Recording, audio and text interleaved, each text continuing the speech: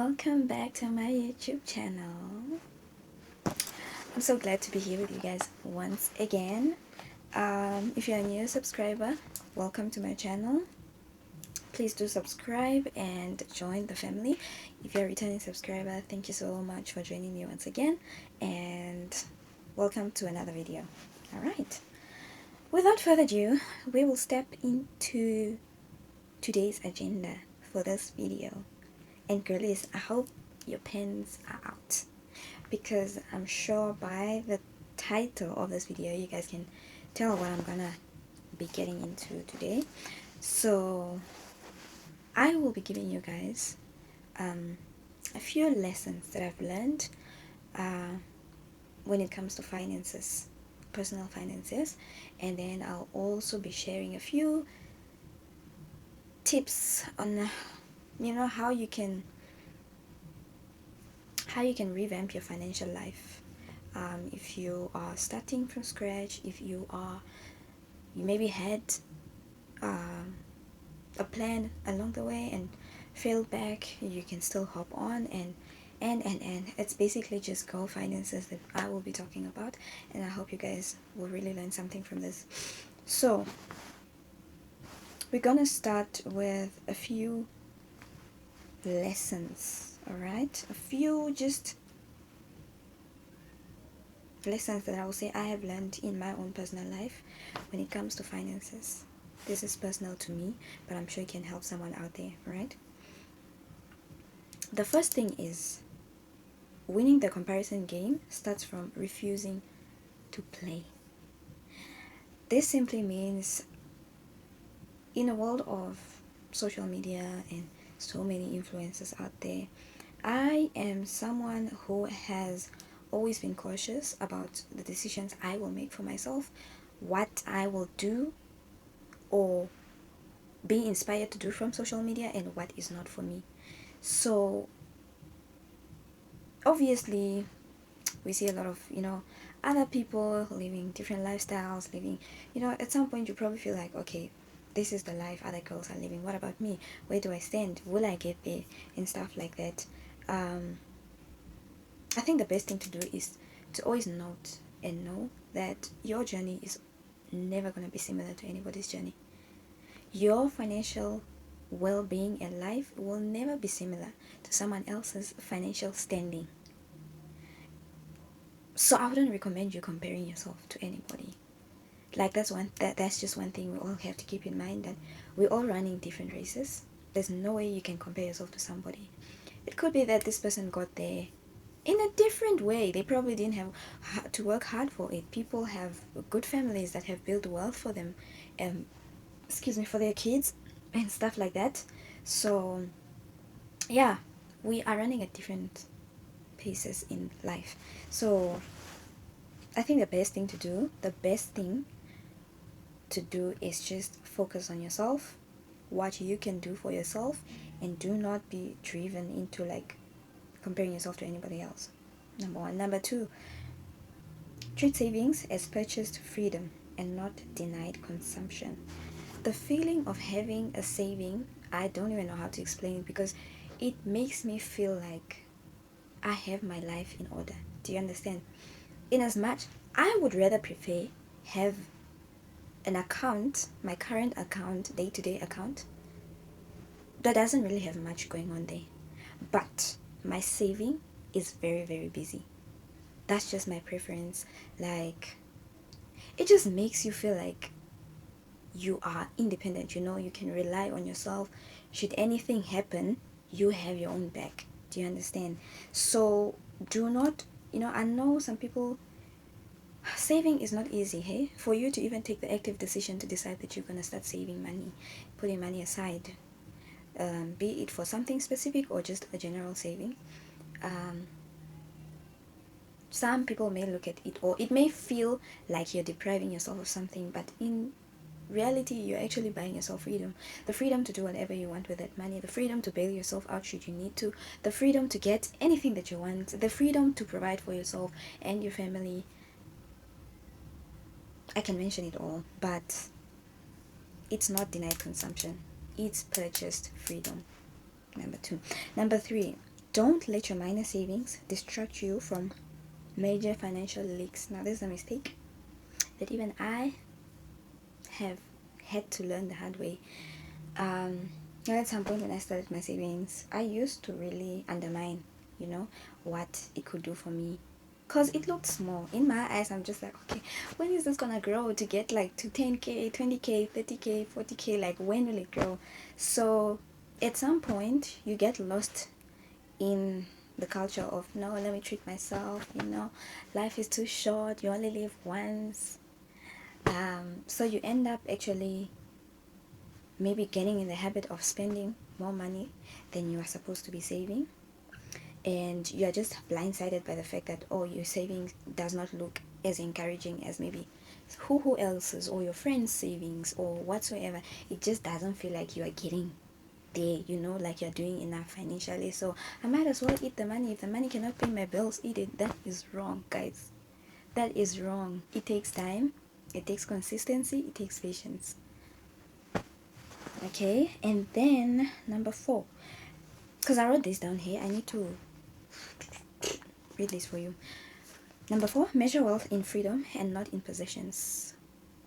Measure wealth in your ability to be free of any type of bondages, especially financial bondages. Like, a lot of people are going through mental health issues and stuff just from finances. So the power of having a financial lifestyle that is of finances that are intact can really do so much for you as a person, and that is really wealth for you. For me, in my case, I would say that is wealth for me. And it's not really about what I have, it's not about what I have obtained so far and whatnot. I feel like the greatest wealth is in financial freedom, guys. The ability to cater for yourself financially. Like, finances can do so many things for you. You can educate yourself, you can take yourself to school, you can start a business. If you're in trouble, you can bail yourself out. If you have a loan, you can pay back loans. You can provide for yourself, you can provide for your family, you can invest, you can do so many things. And to me, that is freedom, honestly speaking. So yeah, freedom. And then number 5, the fastest way to grow is to go slow. See, now that's a problem a lot of us have, and even I have experienced this. We are living in a world where people want fast money. Like, it should move like this. I don't know where you think it's coming from, especially if you're not even doing anything to work hard for that money. If that money is not hard earned, I don't know. Yeah, it is a very open market out there. You can make money very fast in very different ways, but the truth in life will always stand that money that you have worked hard for will last you, and you will be very responsible with that money. It's not gonna come easy. You are gonna have to be patient, you are gonna have to keep growing, you are gonna have to deprive yourself probably from some things, some activities, some purchases, some things. You might have to cut out going out with your friends for dinners and because if you really sit down and just evaluate how much you really spend on things that maybe tangible things are better, because you can say, I spent money on this bag. But if you spend money on just, I'm not saying don't do dinners, don't go for vacations. I'm such an advocate for that. I do it myself, so I cannot say that. But just be on top of your game when it comes to how you are going about these situations. Take your time, drop your own plan that is personal to you and what you are capable of achieving financially. Be honest with yourself. Don't lie to yourself and say, in half a year or in what I'm gonna have this certain amount by this time. You probably don't even have a job that can give you a stepping stone to even get to that. Like, it's just unrealistic stuff. So grow slow. Be consistent. It will work out. And last but not least, number 6 for my lessons is, if grace elevated you, then use it to elevate others. This thing of money, people say money is the root of evil, yeah? In many cases, we tend to forget who has helped us along the way, who has been, how God has really, now I'm speaking from a Christian point, God blesses us with everything that we have, even with finances. Do you understand? And for you to get that finance, if you really think about it, yes, you worked hard to get paid for a certain job or gig that you did, but it is by the grace of God that you even got a job in the first place, that you even got a gig in the first place, that you even managed to have an opportunity to do a collab. It's by God's grace. So use this to inspire other people. Use it to bless other people if you need to. Just do not take what was given to you by grace and use it to walk all over other people. That is something I really have a problem with, because I pick it up a lot. And I'm just like, you got here because of somebody else. Somebody else's money, somebody else's skills to in HR to decide that, okay, this is a participant that we want to work with. Trust me, somebody else was involved in you being where you are or gaining that financial status. Use it to bless somebody else. I'll keep it at that. So, with that being said, I will be moving to some advice I will give. Those are lessons I learned. I'll now give you tips based on my own personal experience. Yeah? This I have used myself. Yes, I'm young. Yes, I don't have it all together. But I definitely worked myself to where I am today. It's my effort. It's my work. Please do not forget to acknowledge your strengths. If you work hard, then you work hard. If you try by all means to grow and succeed, then you do it. There's nothing wrong in acknowledging that. I'm not saying I have a fortune. I don't have millions, but I'm getting somewhere. Do you understand? And I feel like anyone could learn from this. My little sisters could learn from this. My older sister can learn from this. My friends can learn from this. And I'm also willing to learn from others. I have also learned what I have learned so far because of the skills that other people have shared with me. Alright, so here are my few tips. Okay? Boys, you can also take notes. But this was just, I don't know why I always think I'm only talking to girls. I'm so sorry, guys. This is for everyone. Okay? Number 1, know your money. Understand the value of your money. When people used to say every single dollar counts, I used to downplay it. I was just like, oh, of course, I still do it. Let me be honest. I still do it. Where I'm just like, okay, it's not really gonna bite that much. It's not really gonna do that much. If I do this, it's not really gonna dent in my in my money, in my account. If I do A, B, and C, I'm still gonna be okay.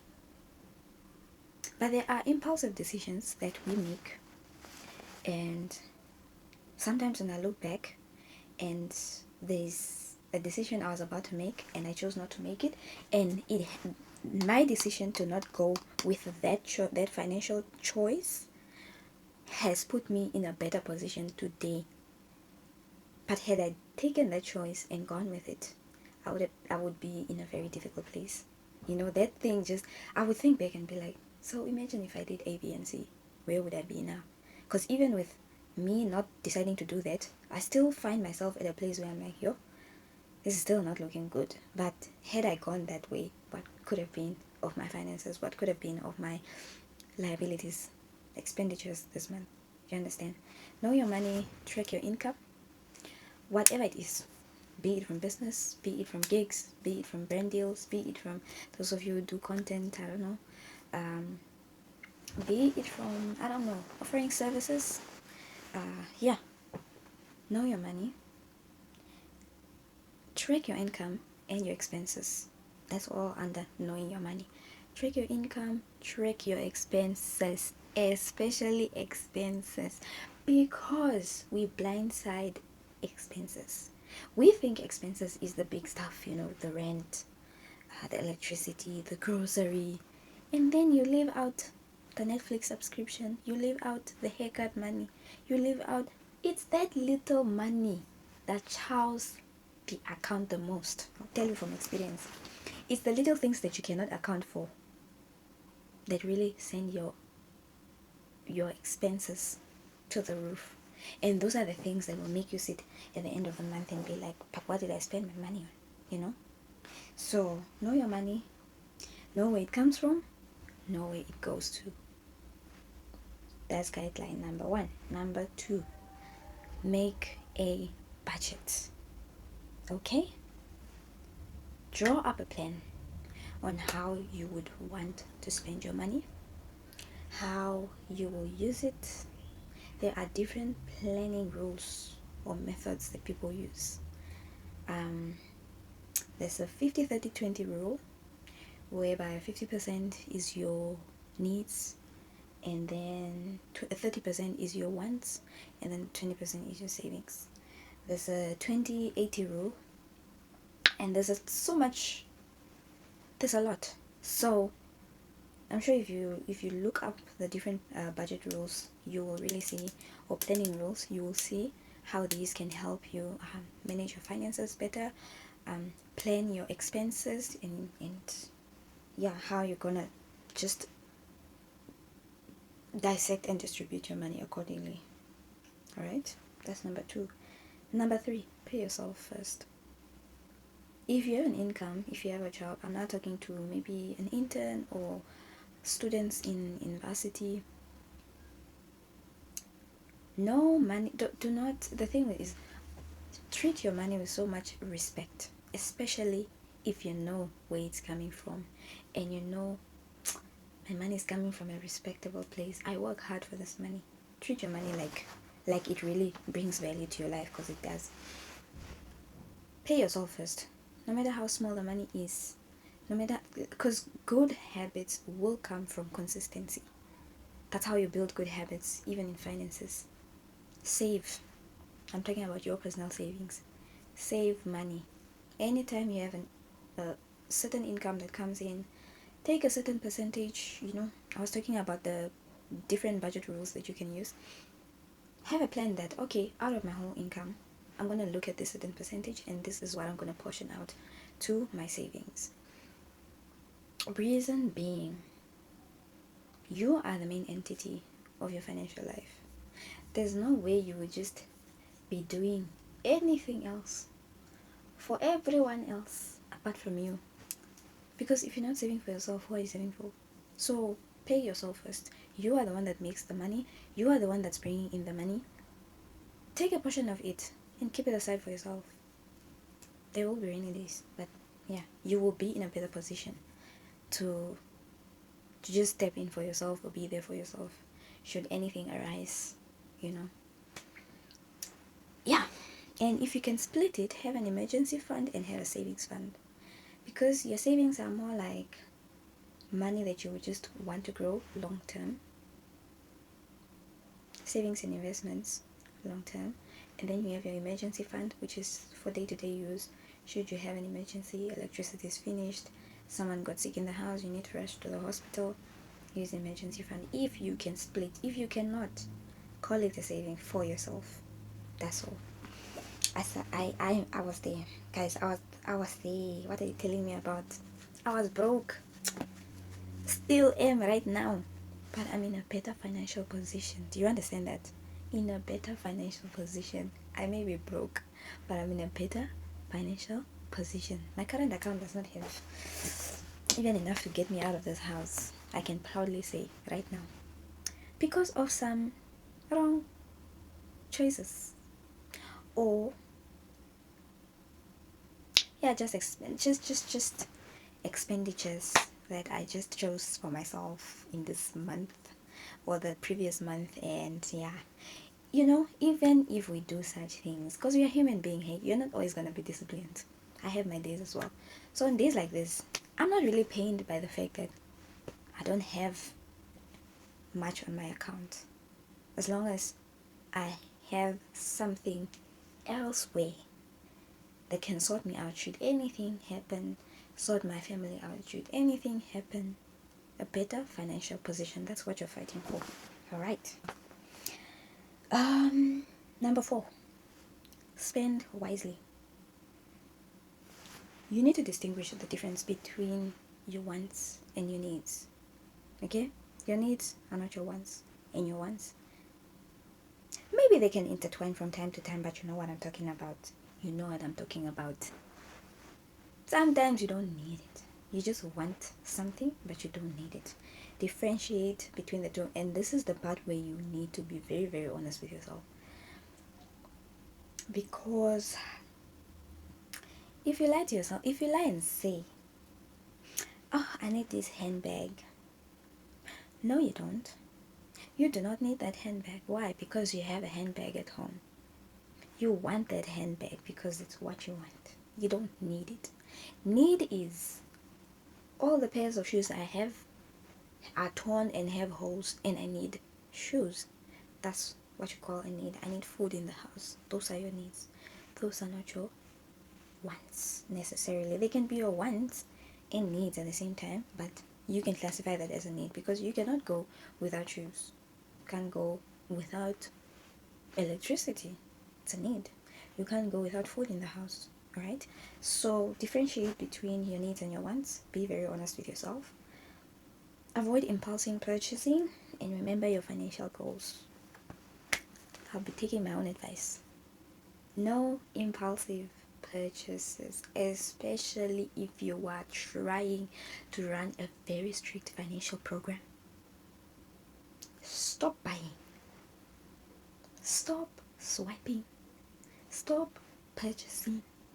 Think first before you go into that shop. Like, I feel like go in the shop, you see something that you want to get, ask yourself if you need it.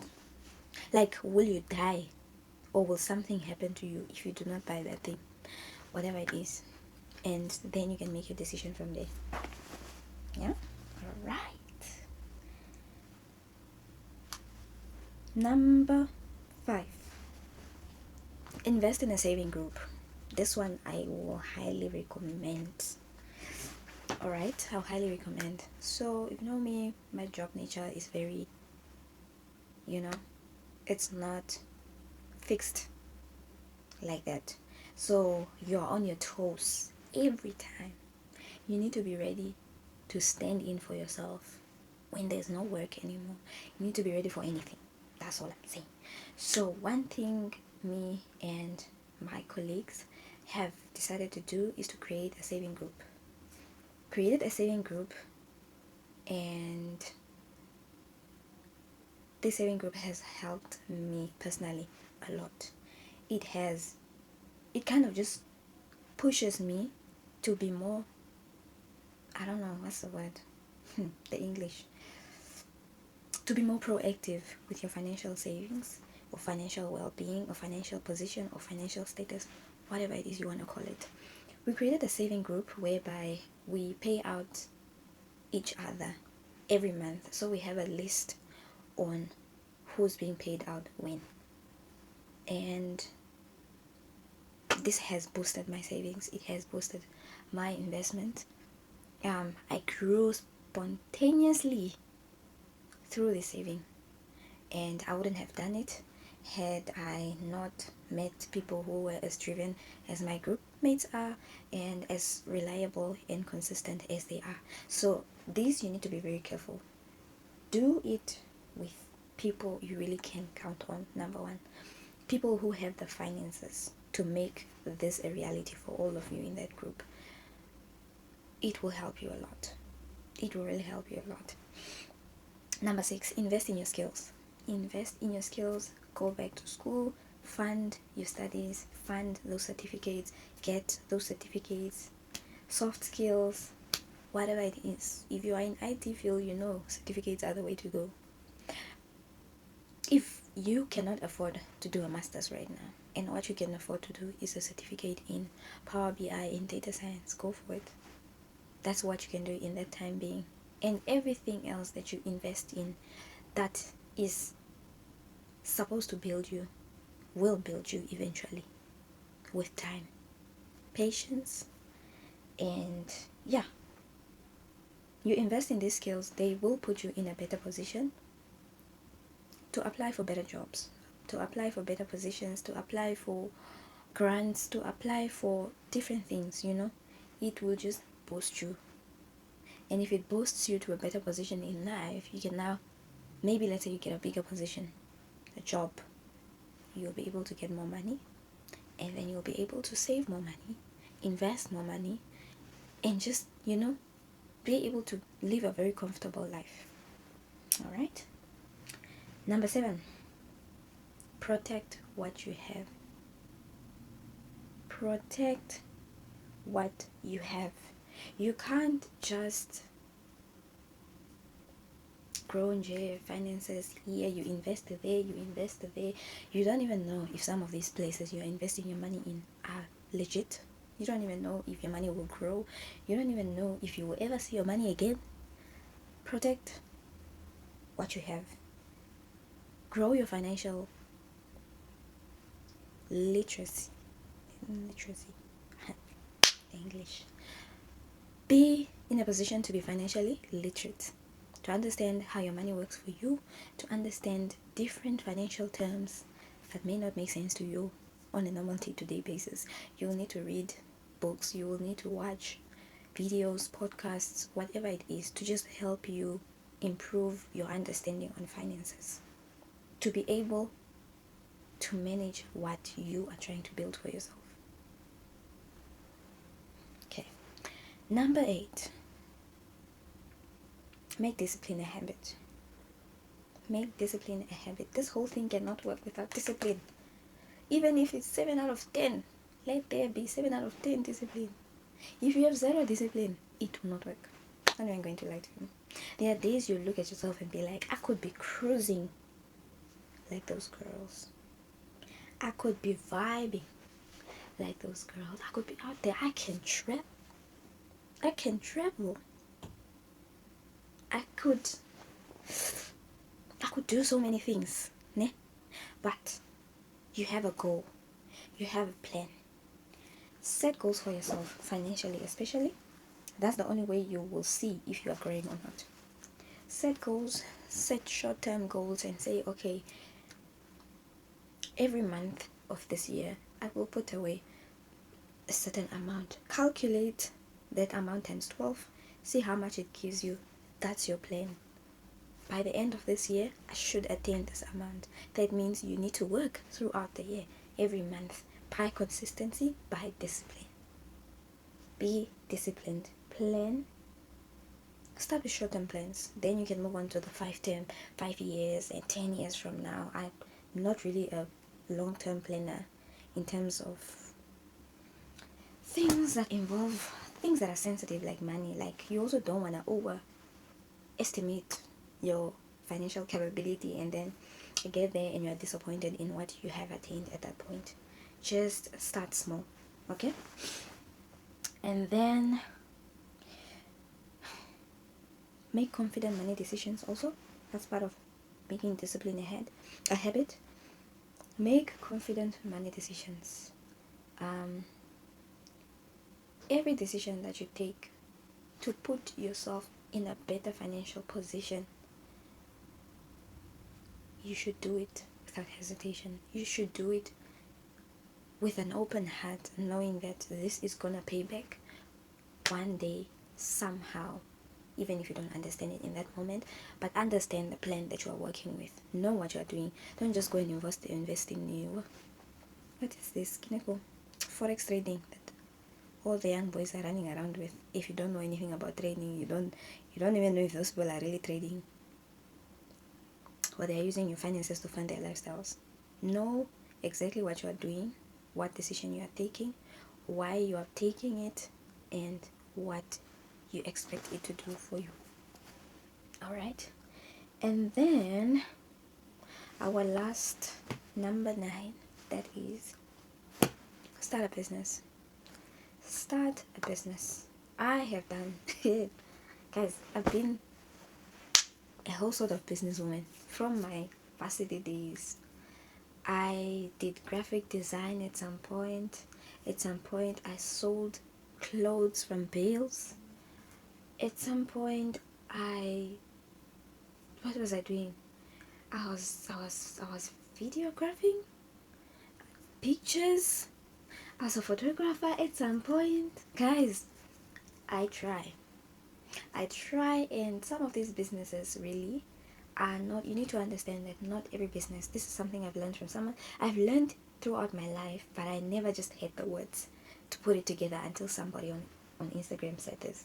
Not every business is supposed or should boom into a multi-billion-dollar business. Not every business is meant to do that. Some businesses are just meant to kind of escort your comfortability in life, you know. It's a business that helps you pay bills. It's a business that helps you put electricity in your house. It's a business that helps you buy bread every day for your kids for school. It's a business that helps you with money to school every day. It doesn't necessarily have to boom into a multi-billion-dollar business.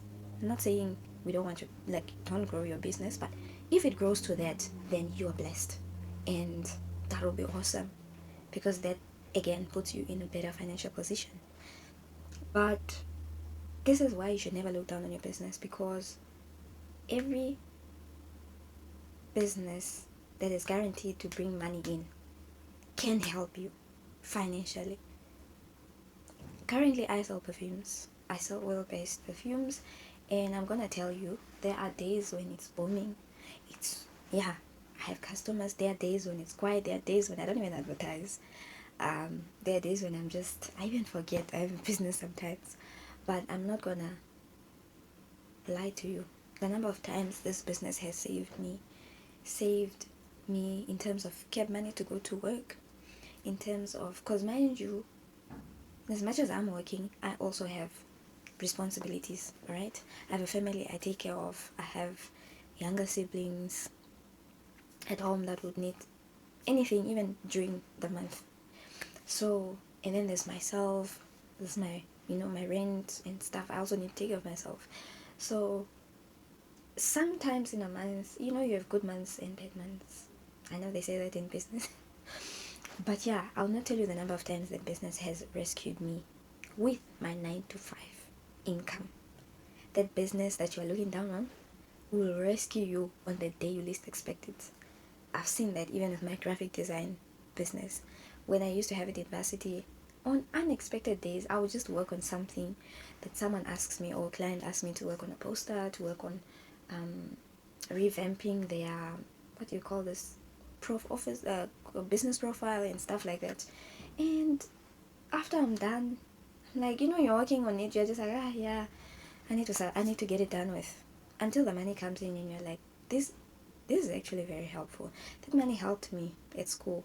Not only did it help me at school, it helped me also give something back at home, because mind you, my firstborn daughter, I'm a single mom with 3 other siblings that are younger than me, that are all going to school.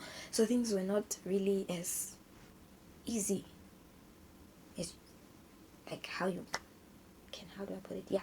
So it put me in a position where I could help, and that is the best feeling ever, to find yourself in a position where you are able to provide, where you are able to stand on your own. You are able to provide not only for you but your family and all those that you care about, those that depend on you, to put yourself in places and positions that could elevate you.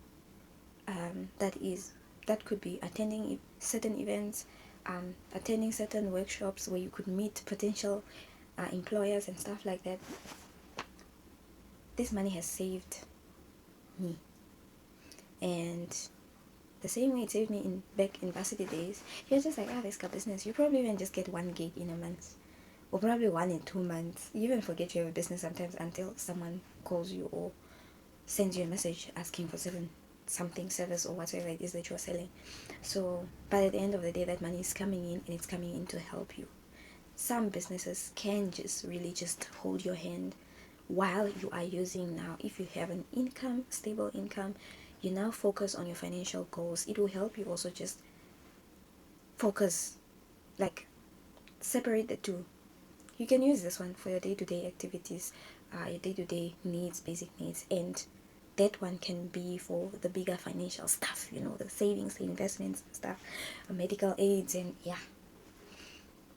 So yeah, that is my 9 guidelines on how you can achieve a better financial position in life, and also grow your independence, especially as a lady. I cannot emphasize it enough. When you make your own money as a female, that money be sweet though. Very nice. Because it just money, financial stability is freedom. Financial well-being is freedom, especially for females. I cannot emphasize how lucky some of us are, to live in an era where we as females are fully capable of mandating and orchestrating our financial well-being, our futures, and we are very lucky. Other women back then could not even open a bank account without being escorted by anybody. But you have the knowledge, you have the resources at your disposal, you have people that you can talk to, people you can learn from, you have social media, we have so many things that we can learn from that can put us in a better financial position. It can help us grow, it can help us learn, it can help us invest and improve, and it builds your confidence. I'm not gonna lie, because now today, if anyone comes to me and says what else, I will be able to stand for myself and say, what do you mean? And it's something I have experienced, especially in banks. I'm with private banking. I know I do not look like private banking, okay? But that's the point. I'm in private banking, and I'm with private banking, sorry, the English. A lot of times I would go in the bank, for example, and I would like to find out what it would take to now access certain private client packages and stuff like that. And do you know that people can charge you based on what you look like? I'm not saying I look homeless, guys, that's not the case, but one would not look at me and just assume private client. Do you understand? I get a lot of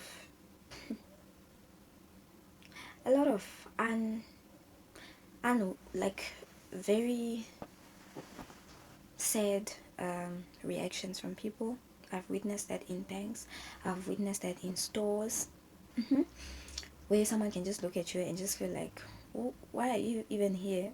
What money talk can we have with you? I would ask, because I want to know. Maybe I want to open a certain investment under for private clients or something, and the clerk would just not even have the enthusiasm to help you, because it's just like, why even wasting my time? Until they find out you're actually a private client, and by then I'm already even not interested anymore. But the good thing is, you can put yourself in these places where people maybe even look down on you. People don't see you, they don't check you ni, verstaan je? Hulle sing you ni.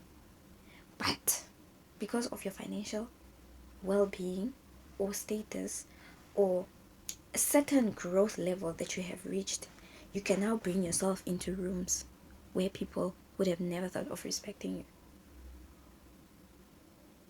Do you understand? So the confidence that comes with that, to say, I do not mind what you think of me by first glance. What can speak for me is my finances. I'm a customer, I'm a client. You will need to serve me, and my money is also gonna serve you guys in a way. I don't know how banks work, but yeah, obviously they also benefit something from you being a client of theirs and stuff like that. So yeah, it it really boosts your confidence. I can walk into a certain shop and look at certain things, and the clerks in that shop will be looking at me, wondering why I'm looking at a certain section. But they don't know if I can afford it or not. And I can confidently walk in there. In case I want something I really want, because we all window shop, but there are times when you really want what you want. No one is going to treat me otherwise, because I have money to pay. And this is what I want. And I'm a paying customer, and the customer is right. You're damn right. Anyways, it gives you confidence. It gives you clarity to so many things.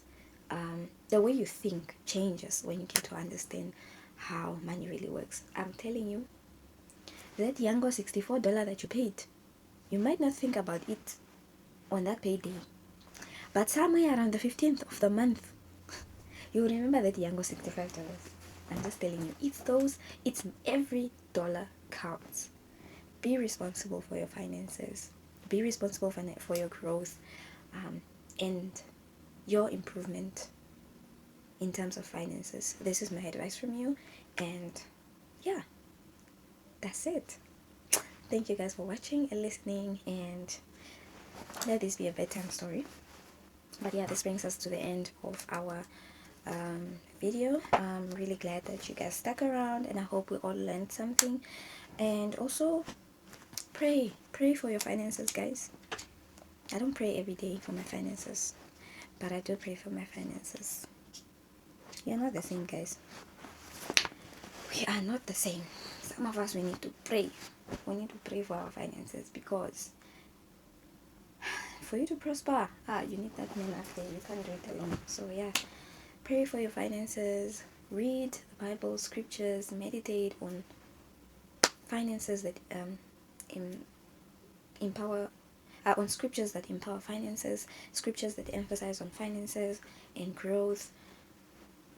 Do your thing, girl and boy, child. And I wish you guys all the best, all the financial stability and wealth in this world. May you receive it in Jesus' name.